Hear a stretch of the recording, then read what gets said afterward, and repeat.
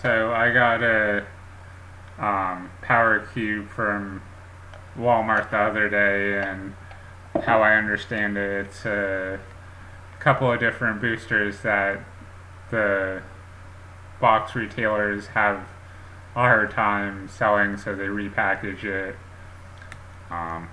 So it had two different promo cards.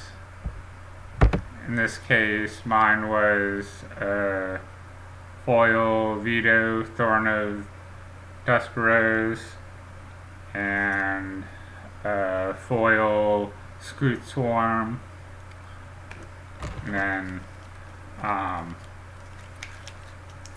the two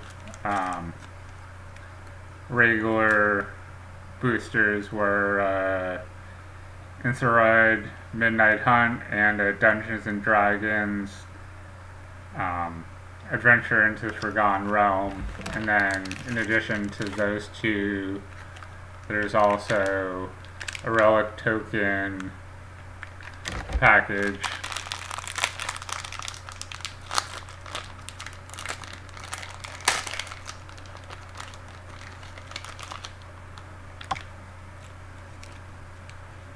Which just looks like different versions of token cards. Instead of the standard size Magic the Gathering card token, they're maybe half the size, and they look different, so just novelty or cool factor, I guess. The ones I got, Bird, Pirate, and Vampire. I don't know if I'll use them or not. So let's open the Dungeons and Dragons pack first to see what we get.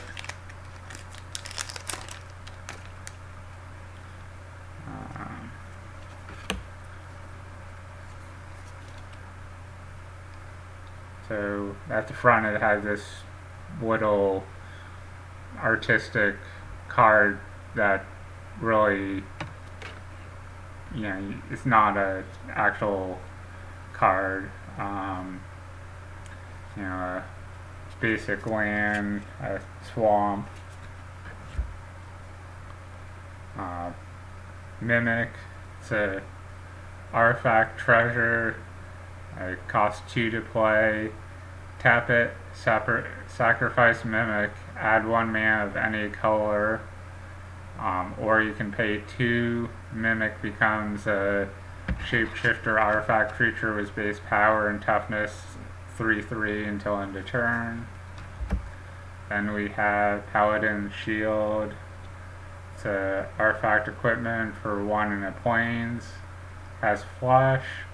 When Paladin Shield enters the battlefield, attach it to target creature you control. Equipped creature gets +0/+2. And the equip cost is 3. So you would pay 3 and attach it to a creature you control, but you would be equipping it at, sorcery speed. Devoted Paladin. It's a creature, Orc Knight. It's a 4/4 that costs 4 in the plains. Beacon of Hope. When devoted Paladin enters the battlefield, creatures you control creatures you control get +1/+1 and gain vigilance until end of turn. So, the 4/4 that if you have a way to, blink it in and out of the battlefield, you're giving your creatures +1/+1 and vigilance. It might only be until end of turn, but if you can, exile it, bring it back to the battlefield, you can abuse the trigger. We have Steadfast Paladin. It's a 2/2 creature, a dwarf knight that costs 1 in a plains, and it has lifelink. Then we have Callan Reclusive Painter. It's a 1/2 legendary creature, a human elf bard for a swamp and a mountain. When Callan Recluse Painter enters the battlefield, create a treasure token. It's an artifact with sacrifice this artifact, add 1 mana of any color. Other creatures you control enter the battlefield with an additional 1/1 counter on them for each mana from a treasure spent to cast them. So, I mean, this guy would be kind of fun in a treasure deck, but otherwise, it's just a regular old creature for 2 different colors. Next we have Displacer Beast. It's a 3/2 creature, a cat beast that costs 2 and an island. When Displacer Beast enters the battlefield, venture into the dungeon. Enter the first room or adventure to the next room. Displacement, 3 and an island. Return Displacement Beast to its owner's hand. So that almost seems like a good way if you are doing the whole dungeon thing to either enter a dungeon or go to the next room. You know, you play it out, you return it to your hand, you play it again. Seems costly, but if you have nothing else to do, I've just never been into the whole, dungeon part, that whole mechanic, but some people find it interesting. Next we have Blink Dog. It's a 1/1 creature. As you can guess from the name, it's a dog. Costs 2 in a plains. Has double strike, and it has teleport. 3 in a plains. Blink Dog phases out. Treat it and anything attached to it as though they don't exist until your next turn. So the way I understand that, if you're using teleport, you blink it. It's on the battlefield. It leaves, goes away wherever, and then it comes back. It can't be targeted.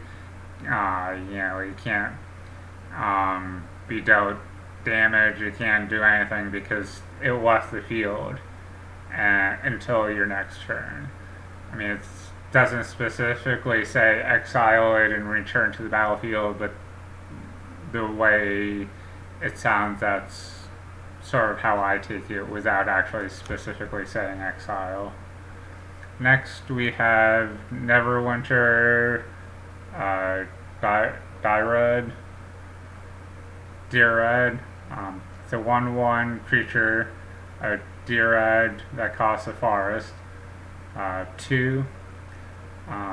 Sacrifice Neverwinter Dyrad. Search your library for a basic forest card, put it onto the battlefield, tap, then shuffle. So obviously green's known for either cheap creatures that pay for mana or search for mana. So that this guy just searches for mana, or a 1/1 chump to block. Next we have Dueling Reaper. It's a artifact equipment for a mountain. Has flash. When Dueling Reaper enters the battlefield, attach it to target creature you control.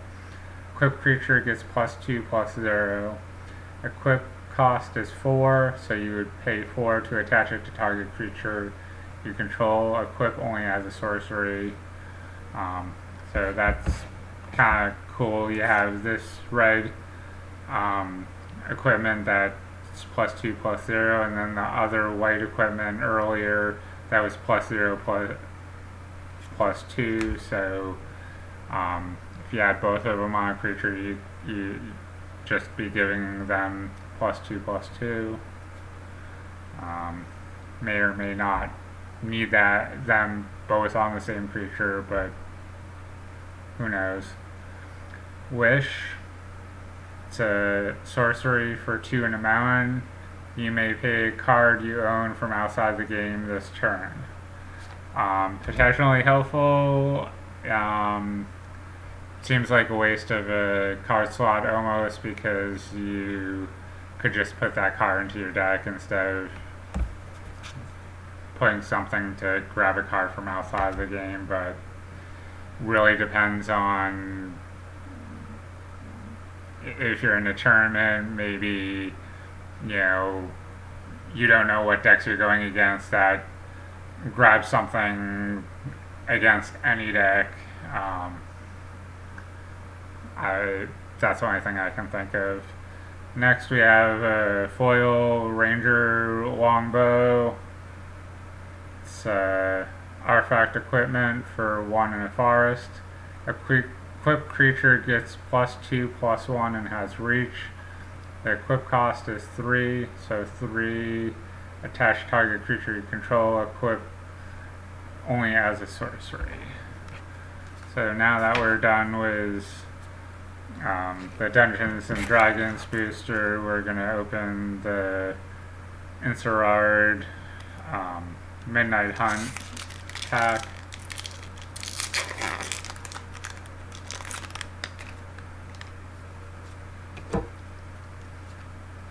So again, another card with artwork on it at the front, but it's not an actual game card. Looks like from the looks of it, it's a foil full art forest, which is kind of cool that not only was it full art, but it was also foil. Hedge Witch Mask. It's a artifact equipment that costs a plane. Equipped creature gets +1/+1. Equipped creature can't be blocked by creatures with power 4 or greater. Equip 2. You pay 2. Attached to target creature you control. Equip only as a sorcery. Ritual Guardian. It's a 3/2 creature, a human soldier that costs 2 in the plains. Has Coven. At the beginning of combat on your turn, if you control 3 or more creatures with different powers, Ritual Guardian gains lifelink until end of turn. Coven seems like an odd way to give creatures an ability, but I guess it rewards you for having multiple creature types.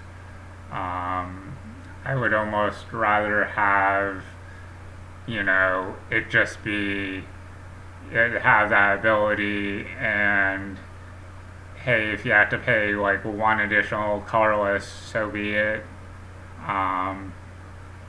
But I guess it's that trade-off of, hey, you're paying less mana, but you have a different non-mana requirement that gives you something cool, Harvest Tide's Sentry. It's a 3/1 creature, a human warrior that costs 1 in a forest. It's another creature that has Coven. At the beginning of combat on your turn, if you control 3 or more creatures with different powers, Harvest Tide Sentry can't be blocked by creatures with power 2 or less this turn. Timberland Guide. It's a 1/1 creature, a human scout for 1 in a forest. When Timberland Guide enters the battlefield, put a 1/1 counter on target creature. The artwork has me thinking that this is a reprint of like a different like an older card, but I don't offhand recall how many, how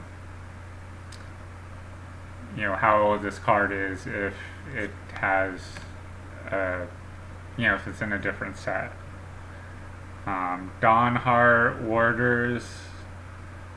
It's a 3/3 creature, a human warlock that costs 1, a forest in the plains, has vigilance and coven.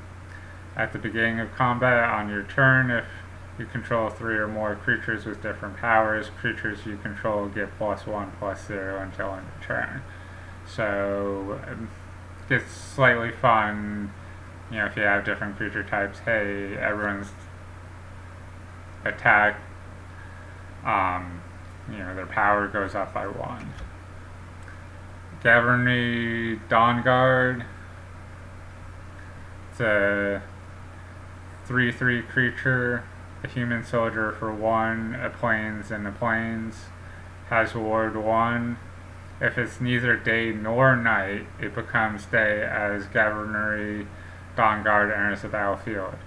When day becomes night or night becomes day, look at the top 4 cards of your library. You may reveal a creature card with mana value 3 or less from among them and put it into your hand. Put the rest on the bottom of your library in any order.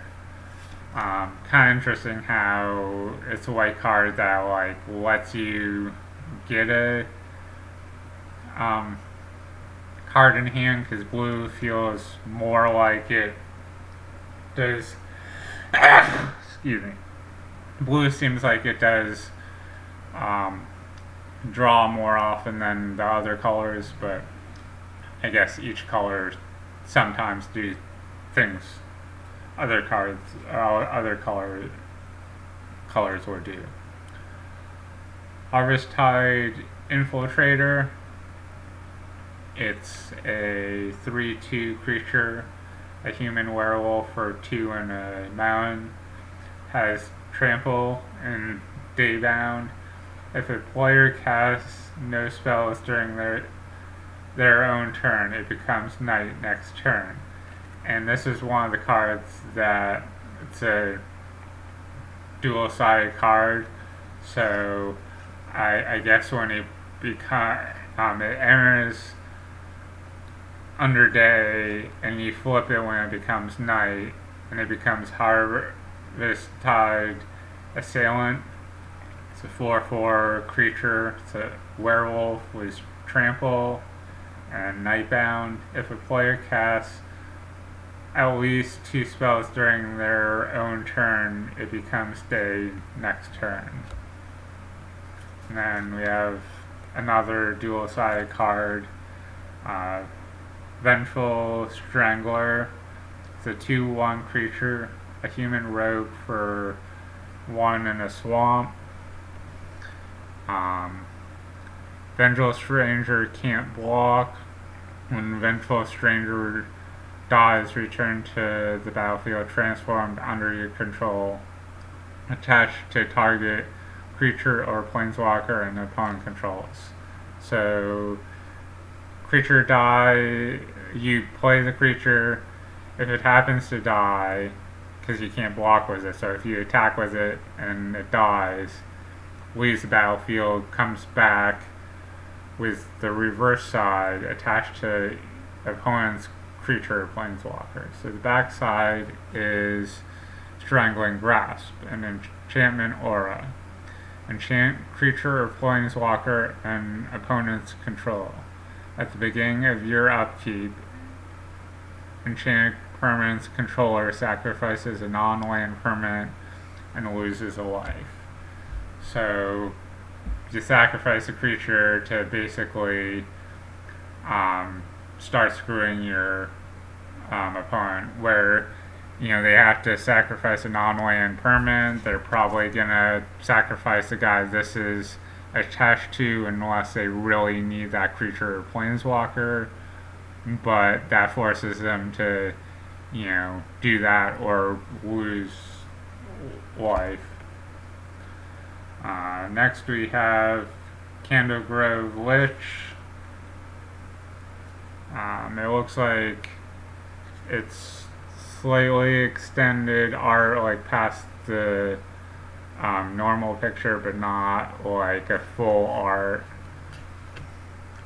So 2/2 creature, a human warlock for 1 and a plains, has Coven. At the beginning of combat on your turn, if you control 3 or more creatures with different powers, Candle Grove, which gains flying until end of turn.